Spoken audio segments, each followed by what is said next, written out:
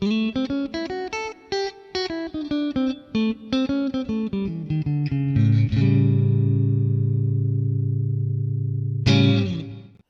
again and welcome back to the PhatPhish Guitar Studio. I'm Dave and in this video I want to talk about volume pedals. On the face of it, a very simple pedal, but depending on where you put them in your signal chain, they can have different uses, something that's often overlooked by people.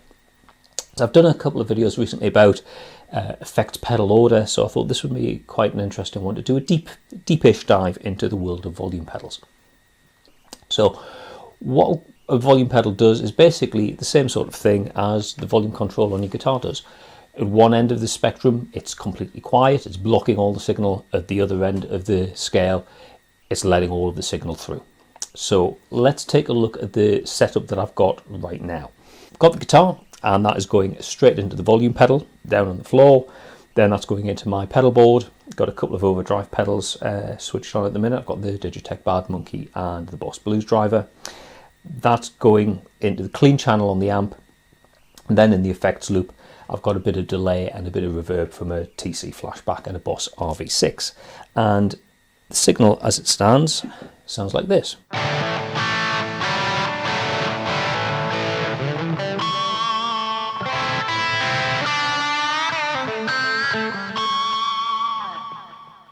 Signal chain sounds pretty good.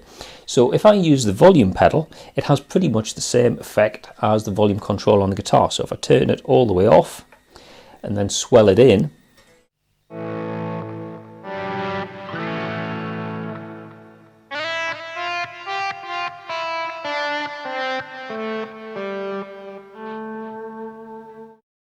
typical sort of use of a volume pedal. I mean, you can use them as a simple on-off control, but really to get the most out of a volume pedal, it's about using it for these like swell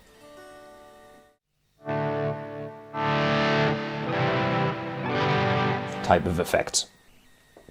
But what I want to concentrate on is how the volume pedal is interacting with the overdrive pedals. Because if you think about it, what an overdrive pedal does is it's a gain stage. It takes the signal, it boosts it to the point that it clips. The more signal you have going into the pedal, the more overdrive you get. So if you use a volume pedal to reduce the amount of volume, what you're doing effectively is, by using that before the gain stages, is to reduce the amount of signal going into your overdrive pedals, and you get a less overdriven sound. And with the volume pedal up full, you get... Just listen what happens if I roll the volume back on the guitar.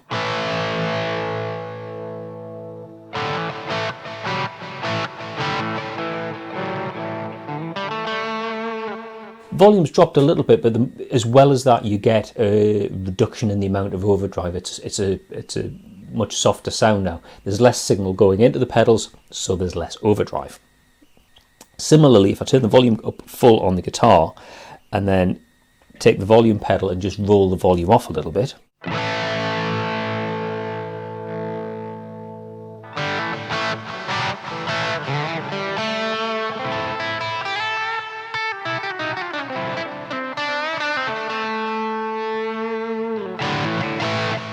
yeah, similar effect. Take the volume off, a little bit less volume but less overdrive. Volume pedal all the way down, full signal, gets a wee bit louder, but you get the full amount of overdrive coming out of the pedals. So that's something to be aware of when you're using a volume pedal. It's tempting to think, oh, I'll just stick it at the front of the chain as like it's a master volume control. That's a perfectly legitimate use case, but remember that it's going to affect the sound of your overdrive pedals as well as the overall volume. Now, if you want to use that as a way of controlling the gain, that's cool, you can do that. It's a little bit more convenient than trying to do it with the volume control on the guitar, so that's fine. However, let's add another pedal into the mix. Also on my pedal board, I've got a compressor. Now, the signal chain as it stands now, because the volume pedal's right at the front, is we're going guitar, volume pedal, compressor, gain pedals, and so on. And think about what a compressor does. A compressor makes quiet sound louder and loud sound quieter. It compresses the dynamic range of the volume. So if I take my volume pedal and without the compressor I just gently roll it in,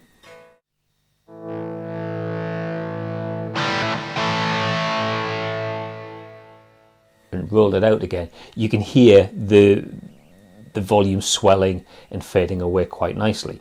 Now if I reach over and turn on the compressor and play exactly the same thing,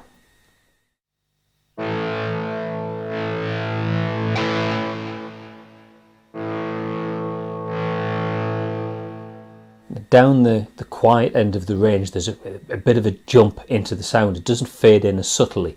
That's because the compressor's doing what a compressor's meant to do. It's hearing like a signal coming in, but it's not quite loud enough for what the compressor wants the signal to be. So it's doing the thing where it boosts the lower volumes. So that's something to be aware of if you're trying to have like a lot of control over the volume of your signal. Putting a volume pedal in front of a compressor, if you like, the volume pedal and the compressor are going to be fighting a little bit as to what the volume's meant to be. So using your volume pedal in front of the gain pedals, like I said, is a perfectly legitimate way to use it, but consider putting it between the compressor and the gain pedals rather than in front of the compressor. You know, don't just put it right at the start of your signal chain, because like I say, you can have that conflict.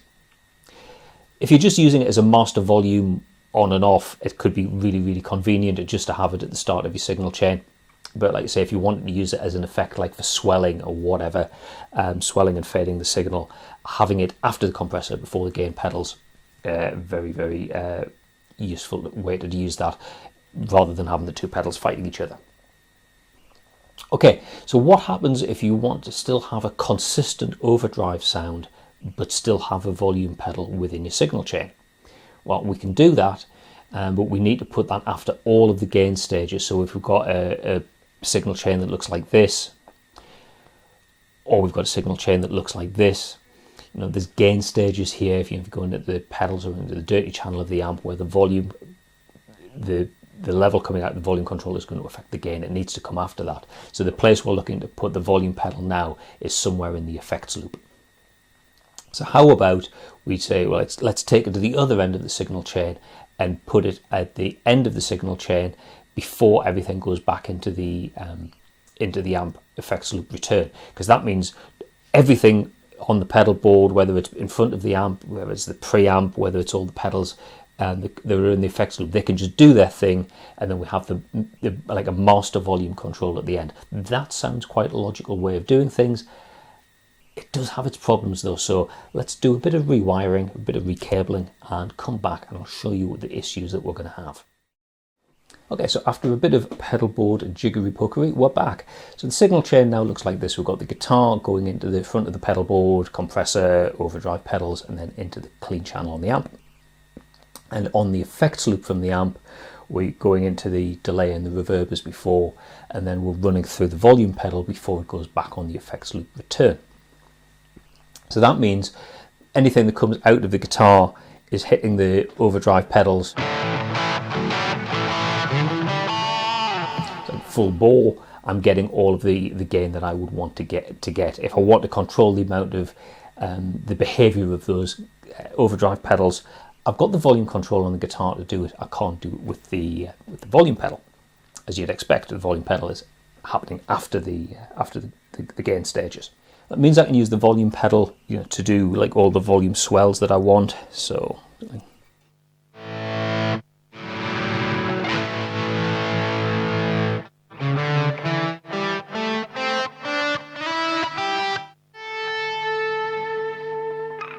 that's all good, isn't it? Effectively, I've got a master volume control. Well, no, not really, because think about what's happening in the chain before the volume pedal.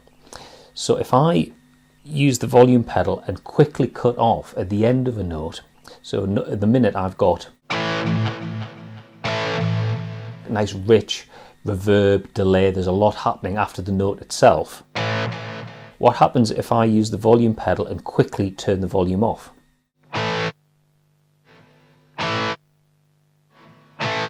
It's literally suppressing the signal that's coming out of the last pedal in the chain, which is the reverb, you know, and that's already got the delay signal in it. So if I turn the volume off after I've finished playing, those time-based effects on the pedal board, they're still generating signal.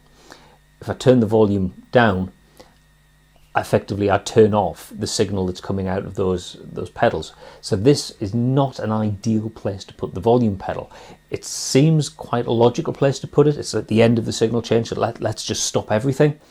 But as you can hear, when I stop the volume quite sharp, you're losing all of the trails, all of the echo sounds, and it just doesn't sound good. So logically, this seems like the right place to put the pedal, because it's like a master volume control. It's controlling everything, but there's things happening on those pedals that we probably don't want to be controlling, if you see what I mean. So having the volume pedal right at the end of the signal chain, not ideal. It's probably better to have something that looks like this. So we've got the volume control at the start of the effects loop. So what we're doing is we're affecting the dry signal. If we stop playing, we decide we want to turn the volume off on the guitar, you can flip the volume control on using the pedal. Anything that goes into the time-based effects will still come through even after we've dropped the volume on the volume pedal, and we get natural decay. I'll show you what I mean. Give me a second, I'll just do a bit more recabling. Okay, so we're back and we've got the signal chain looking like this, with the guitar going into the pedal board. So we've got the compressor and the overdrive pedals into the front of the amp in the clean channel. Then in the effects loop on the send, we're going straight into the volume pedal and then into the pedal board for the time-based effects. And then as we come out of the last of the effects pedals, it's going back to the amp on the effects loop return. So the volume pedal does its thing as a volume control.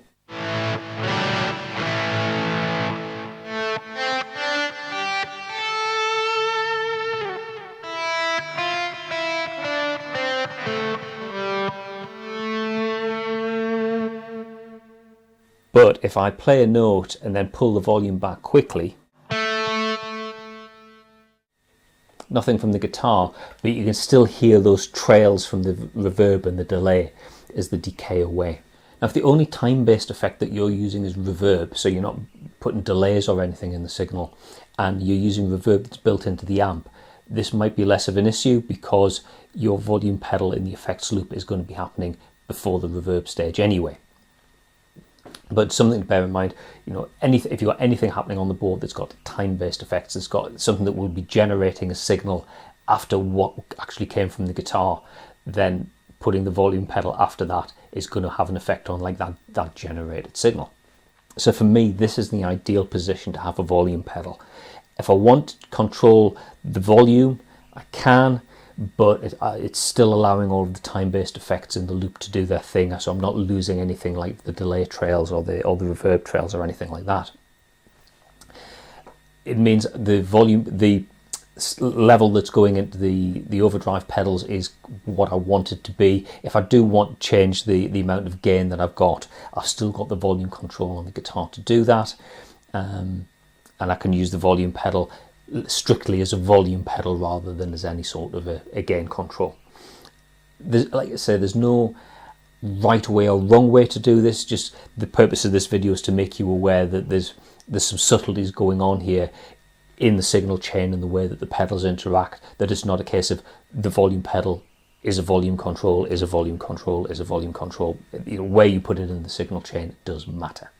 Just out of interest, the volume pedal I'm using today, it's quite a compact little one. It's the Sonicake Vexpress. It's a dual purpose volume pedal or expression pedal.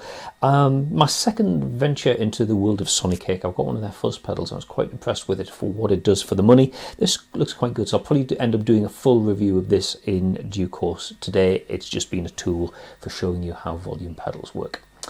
Hopefully you found that interesting, and it's going to give you a bit of food for thought for how you might want to incorporate a volume pedal into your own signal chain.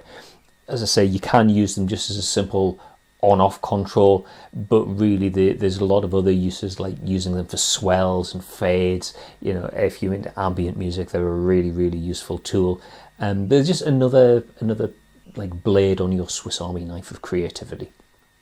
Well worth exploring and understanding how they interact with the other pedals and how they behave, so you know where's best to put it in your signal chain is pretty important to know, so hence this video.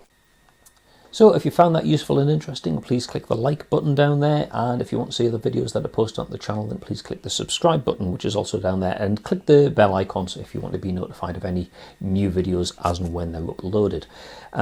You're welcome to leave a comment. I don't always get notified by YouTube when people leave comments on videos, so if there's something specific you want to ask me, whether it's about guitar gear, pedals, guitar playing, music theory, anything at all, you're better off going here, filling that form in. That way the question comes direct to me and I can get around to answering your question in a future video.